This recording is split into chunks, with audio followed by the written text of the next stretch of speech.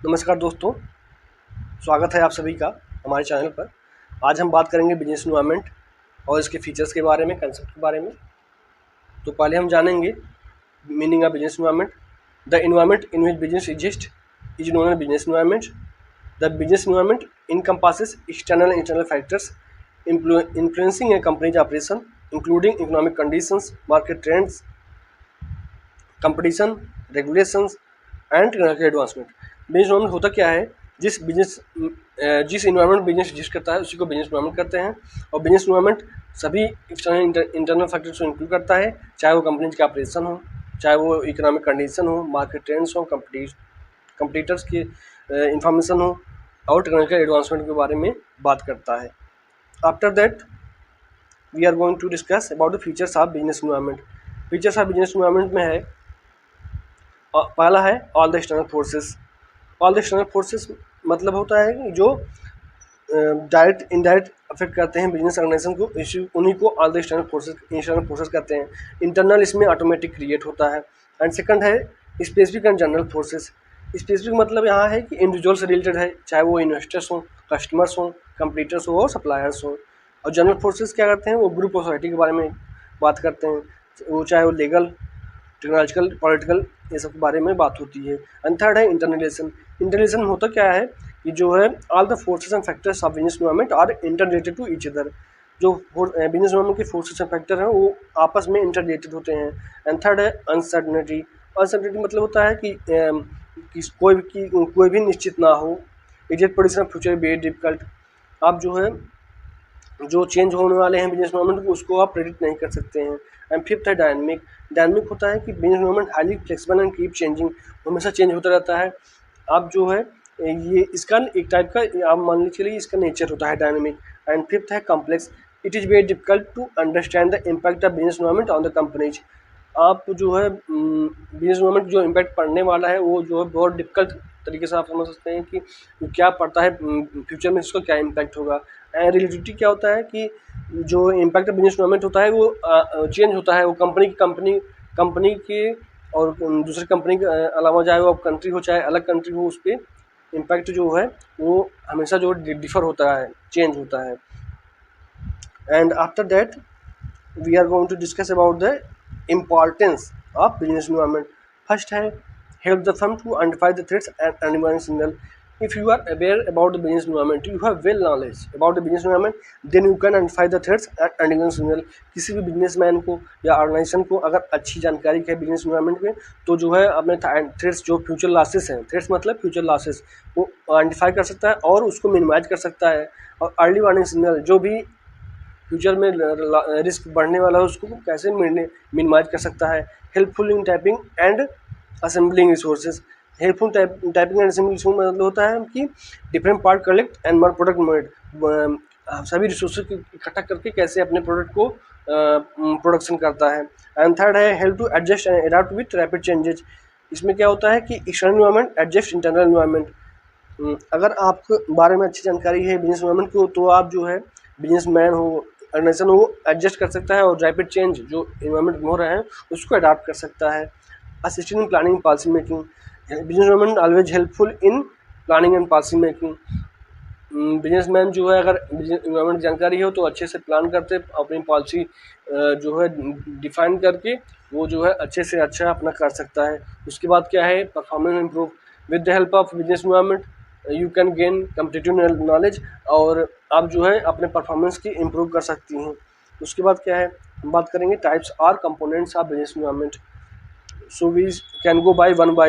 Internal environment, पहला है management organisational structure, human resources. Third है रिसर्च एंड डेवलपमेंट। फोर्थ है टेक्नोलॉजिकल कैपेबिलिटीज। एंड फिफ्थ है production methods. तो पहले हम बात करेंगे इंटरनल एनवायरनमेंट के बारे में। मैनेजमेंट किस टाइप का आपका मैनेजमेंट या ऑर्गेनाइजेशनल स्ट्रक्चर है, या फंक्शनल है, बेस पे डिवाइड है, या फिर डिविजनल स्ट्रक्चर पे डिवाइड है, या फिर मैट्रिक्स है, या फिर हिरार्किकल है, किस टाइप का स्ट्रक्चर, ये भी फैक्टर अफेक्ट करता है। एंड सेकंड है ह्यूमन रिसोर्सेज। ह्यूमन रिसोर्स का यहाँ मतलब है कि आपके एम्प्लॉय वर्कर्स बारे में, किस टाइप के एम्प्लॉय वर्कर्स हैं, या वो these are the skill workers और अनस्किल वर्कर्स। अगर वो स्किल वर्कर हैं तब तो अच्छी बात है आपकी कंपनी के लिए, अगर अनस्किल वर्कर्स हैं तो उनको टाइम टू टाइम आप ट्रेनिंग एंड डेवलपमेंट दी, चाहे वो बेटर परफॉर्म कर सकें। एंड थर्ड है research and development. Research development is one of the key areas in the internal environment. अगर आप अपनी कंपनी में हमेशा रिसर्च एंड डेवलपमेंट कर रहे हैं कि नहीं कर रहे हैं, रिसर्च करेंगे तभी इनोवेशन करेंगे, तभी जाके आपकी परफॉर्मेंस इंप्रूव होगी। एंड फोर्थ है टेक्निकल कैपेबिलिटीज। जो आप टेक्निकल कैपेबिलिटी मतलब है कि किस टाइप की मशीनरी आप कंपनी में यूज कर रहे हैं। अगर ओल्ड मशीन रहेगी तब तो आप जो है बेटर परफॉर्म नहीं कर पाएंगे।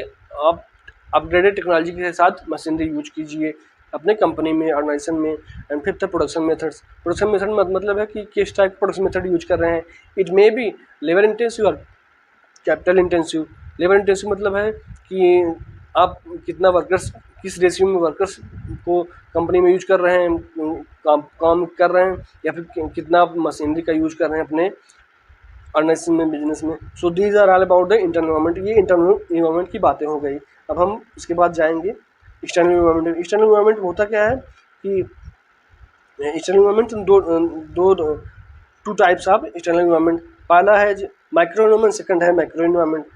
तो हम पहले बात करेंगे माइक्रो इन्वायरमेंट। माइक्रो इन्वायरमेंट होता क्या है, पहला customers, suppliers, competitors, market. Customers are the main factors in the business environment. Customer किस टाइप के कस्टमर्स हैं आपके, किस टाइप का एज ग्रुप है, वो जो है फैक्टर अफेक्ट करते हैं। किस टाइप का टेस्ट प्रेफरेंस उनका चेंज हो रहा है, तो उसी हिसाब से आपको भी अडाप्ट करना होगा। सेकंड है सप्लायर। सप्लायर्स मतलब क्या होता है, जो आपकी कंपनी को, आपके ऑर्गेनाइजेशन को सप्लाई करते हैं रॉ मटेरियल, उसी उनको सप्लायर करते हैं। थर्ड है कंपटीटर्स। कंपटीटर किस टाइप के कंपटीटर हैं, अगर वो कंपटीटर वो अपग्रेड टेक्नोलॉजी यूज कर रहे हैं, वो बेटर परफॉर्म करेंगे आपके कंपेयर में, इसलिए आपको भी उनको देख कर उनकी टेक्नोलॉजी को, उनको टेक्नोलॉजी से आपको अपग्रेड टेक्नोलॉजी करना पड़ेगा। एंड फोर्थ है मार्केट इंटरमीडिएट्स। मार्केट इंटरमीडिएट में होता क्या है, जो सप्लायर और जो होलसेलर और रिटेलर के बीच में काम करते हैं, उनको मार्केट इंटरमीडिएट करते हैं। एंड सेकंड है मैक्रो इन्वायरमेंट। मैक्रो इन्वायरमेंट में पहला है इकोनॉमिकल इन्वायरमेंट, सेकंड है सोशल इन्वायरमेंट, थर्ड है political and legal environment, and fourth है टेक्नोलॉजिकल इन्वायरमेंट। इकोनॉमिकल इन्वायरमेंट होता क्या है, जिस जहाँ पर आप जिस कंट्री में आपका बिजनेस है, वहाँ का rate of growth of GDP क्या है, जीएनपी क्या है, पर कैपिटा इनकम क्या है पब्लिक की, ये भी फैक्टर अफेक्ट करते हैं। एंड सेकंड है सोशल इन्वायरमेंट। सोशल इन्वायरमेंट मतलब क्या होता है, क्वालिटी ऑफ लाइफ, किस टाइप की क्वालिटी है वहाँ की, किस टाइप के importance of place of women in work force, birth and death rate क्या है। So these are factors which affect the social environment. And third है political and legal environment. Political legal environment क्या है कि there is stability है कि नहीं है, वहाँ की पॉलिटिक्स में, वहाँ की गवर्नमेंट में स्टेबिलिटी है, तब तो आपको जो पॉजिटिव इफेक्ट होगा। और लीगल इन्वायरमेंट मतलब होता है कि government rules and regulation effect on the business. And fourth है technological environment. Variation, innovation and invention, scientific improvement, development in IT sectors. So these are about the technological environment of the micro environment. उसके बाद हम बात करेंगे एक नए topic के बारे में, जो है इन्वायरमेंट स्कैनिंग। इन्वायरमेंट स्कैनिंग होता क्या है, environment scanning is the process of gathering and analysing information about external factors that could impact organisation. It involves monitoring trends, competitors, regulations and technological changes to identify opportunities and threats. Effective scanning informs strategic planning, enhances adaptability and supports. Environment scanning होता क्या है कि जो external factors हैं जो organisation को impact कर सकते हैं, उन्हीं के बारे में जानकारी इकट्ठा करना, उसी को हम इन्वायरमेंट स्कैनिंग करते हैं। चाहे इसमें इन्वॉल्व होते हैं मार्केट ट्रेंड्स, कंप्यूटर के बारे में बात होती है, आपके रूल्स एंड रेगुलेशन के बारे में होती है, टेक्नोलॉजिकल चेंज के बारे में होती है, जिससे आप अपने अपॉर्चुनिटी और थ्रेट्स को आइडेंटिफाई कर सकते हैं। So these are about the meaning. इसके बारे में बात करेंगे टेक्निक्स ऑफ इन्वायरमेंटल स्कैनिंग। पहला है pasture analysis. Pasture analysis simple है कि political, economic, social, technological and environmental and legal factors के बारे में बात होते हैं। SWOT analysis, you can easily understand that SWOT analysis. आप SWOT analysis strength, weakness, opportunity और थ्रेट्स के बारे में बात करते हैं। थर्ड है कंप्यूटर एनालिसिस। कंप्यूटर की स्ट्रेंथ और वीकनेस के बारे में बात होती है यहाँ पर कंप्यूटर एनालिसिस में। एंड फोर्थ है market research. What type of trends in the market, what type of test and preface, what type of market is there, inflation in market, then also factors affect।